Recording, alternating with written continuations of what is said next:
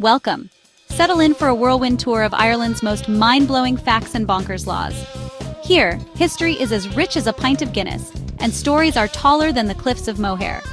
From poets and saints to some truly strange rules, Ireland is a place like no other. Grab your tea or something stronger and let's explore the wonderful weirdness of Ireland together. Let's kick things off with the cliffs of Moher, one of Ireland's most jaw-dropping sights. These cliffs stretch for 14 kilometers, soaring up to 214 meters above the Atlantic. That's taller than the Washington Monument. Over 1 million people visit every year, drawn by wild beauty and endless views. On a clear day, you can spot the Aran Islands and the 12 Bens. The cliffs are a haven for seabirds, puffins, razorbills, and guillemots. If you visit, soak in the magic, but don't get too close to the edge. My nerves can't handle any cliff edge selfies. Here's a classic. Ireland has no snakes. Not one. Legend credits St. Patrick for banishing them, but science says otherwise. The truth? Ireland never had snakes, thanks to the Ice Age, which made the island too cold for reptiles. When the ice melted, Ireland was already cut off from Britain and Europe, so snakes never made it over. St. Patrick arrived centuries later to a snake-free land, but the myth stuck. It's a story we love, heroic, dramatic, and very Irish. So, while the Ice Age deserves the credit, we'll let St. Patrick keep his legend. After all, it's a much better tale. And honestly, who misses snakes anyway? Let's talk about Gaeilge, or Irish, the ancient language still alive in Ireland. It's one of Europe's oldest living languages, known for its musical sound and tricky grammar. In Gaeltacht regions, Irish is spoken daily in shops, pubs, and homes. Every child learns it in school, and Irish language media is thriving. Road signs are bilingual, and a few phrases like dia dwi or slent go a long way. Irish is a vibrant part of modern culture. Make the effort, and you'll be welcomed with open arms.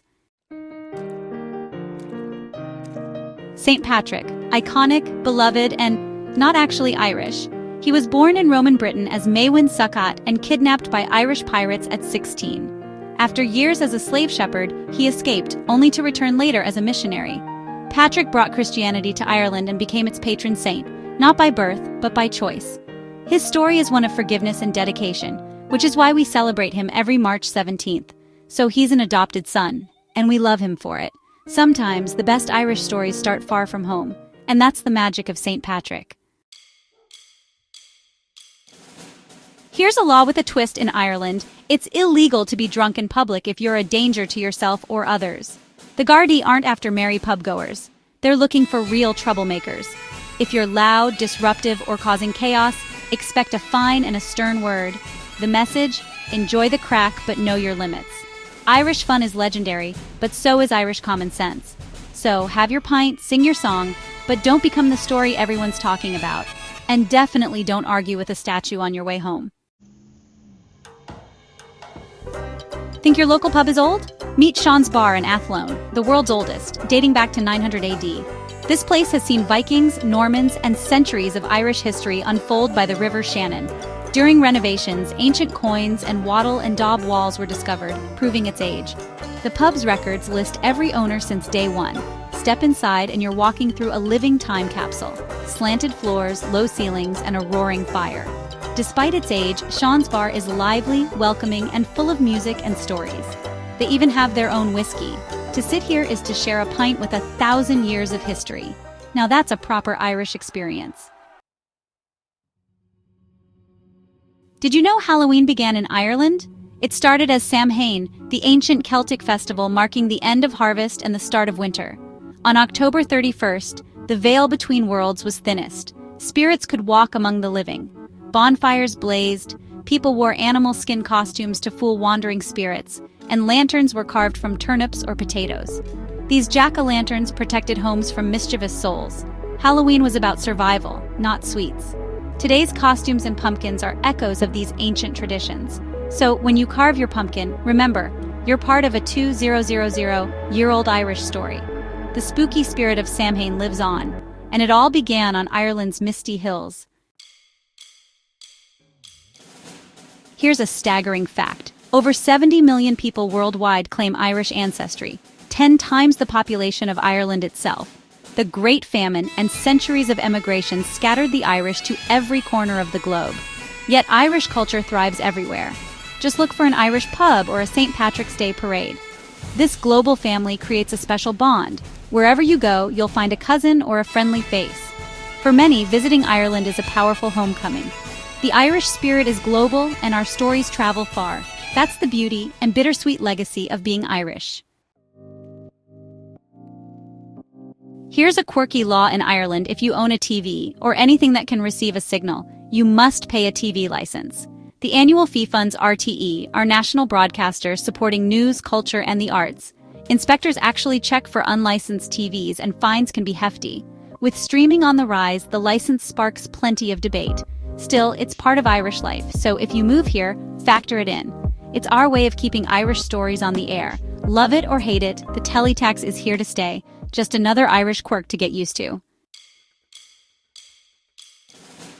Most people think the shamrock is Ireland's symbol, but officially, it's the harp, a beautiful ancient instrument. The harp has graced Irish coins, passports, and the presidential seal for centuries. In Gaelic society, harpists were second only to chieftains, preserving history and song. Queen Elizabeth even tried to ban harps to crush Irish spirit, but the symbol endured. The Brian Boru harp, now in Trinity College, inspired our national emblem. So, while we love the shamrock, the harp truly sings for Ireland. It's a symbol of resilience, music, and storytelling, and it's uniquely, proudly Irish. Yes, it's true. Still no snakes in Ireland. For visitors, it means you can hike, picnic, and explore without worry. The only snakes you'll see are in zoos, making them exotic curiosities for Irish kids. We even have just one word for snake in Irish: nath there. The legend of St. Patrick persists because it's a great story, but the Ice Age did the real work. In Ireland, we love a good myth, especially when it's more fun than the truth. So no snakes then, no snakes now, and we're perfectly happy that way. Love a road trip? The Wild Atlantic Way is Ireland's ultimate adventure. 2,500 kilometers of breathtaking coastline.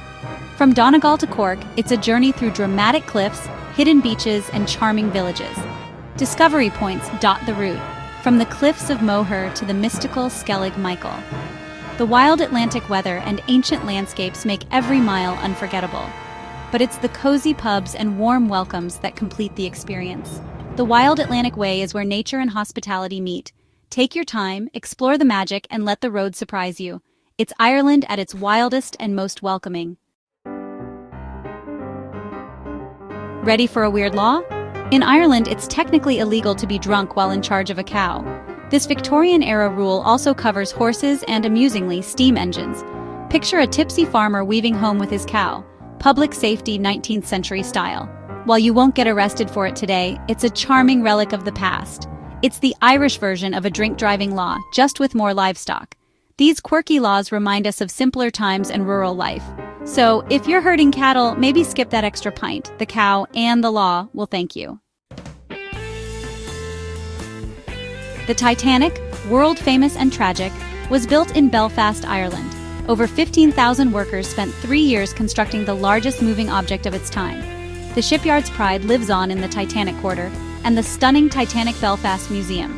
The museum tells the story from construction to catastrophe, honoring the workers behind the dream. For Belfast, Titanic is about achievement as much as loss. Visiting is a moving experience, connecting you to Ireland's industrial past. Before it was a legend, Titanic was an Irish triumph, and that's a legacy Belfast proudly shares with the world. Drive through Ireland and you'll see more sheep than people, literally.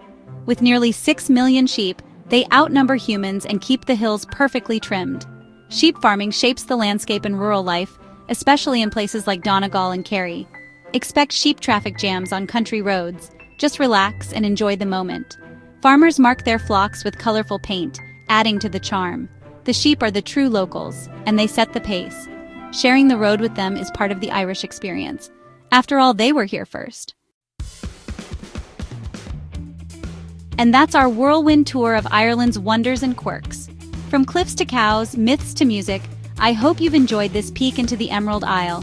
If you loved the journey, consider subscribing for more adventures and stories. Your support means the world and keeps these tales coming. Thanks for joining me. Stay curious, keep exploring, and I'll see you on the next adventure. Slango Foil, goodbye for now. Until we meet again, may the road rise to meet you.